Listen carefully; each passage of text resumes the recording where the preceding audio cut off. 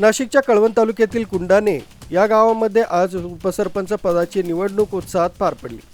संपूर्ण गावातील नागरिकांनी या निवडणुकीकडे विशेष लक्ष दिलं होतं, कारण गावाच्या भविष्यातील विकासाची दिशा ठरवण्यासाठी ही एक महत्त्वाचं पाऊल होतं।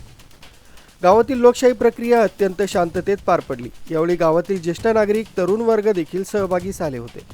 त्यांच्या एकतेनं आणि उत्साहानं या निवडणुकीला विशेष महत्त्व प्राप्त झालं। संपूर्ण प्रक्रिया झाल्यानंतर कुंडाणे गावच्या उपसरपंचपदी रवींद्र आहेर यांची निवडणूक निर्णय अधिकारी आहेर भाऊसाहेब यांनी बिनविरोध निवड झाल्याचं घोषित केलं। निवडणूक प्रक्रियांचे अध्यक्ष संगीता जाधव हे होते।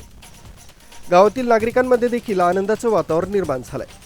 नवीन उपसरपंचांच्या निवडीनं गावातील विकास कामं जलदगतीनं पार पडतील अशी आशा निर्माण झाली। उपसरपंच म्हणून निवड झाल्यावर रवींद्र आहेर यांनी गावकऱ्यांचे आभार मानले आणि गावाच्या सर्वांगीण विकासासाठी तत्परतेने काम करण्याची ग्वाही दिली। त्यांनी ग्रामस्थांच्या विश्वासाला पात्र ठरण्यासाठी आणि त्यांच्या अपेक्षांची पूर्तता करण्यासाठी सर्वतोपरी प्रयत्न करणार असल्याचं सांगितलंय। आजची निवडणूक कुंडाणे गावाच्या इतिहासात एक स्मरणीय घटना घडली, जिथे लोकशाही प्रक्रियेतून एक नवीन नेता उभा राहिला, जो गावाच्या उज्ज्वल भविष्यासाठी कार्यरत असेल।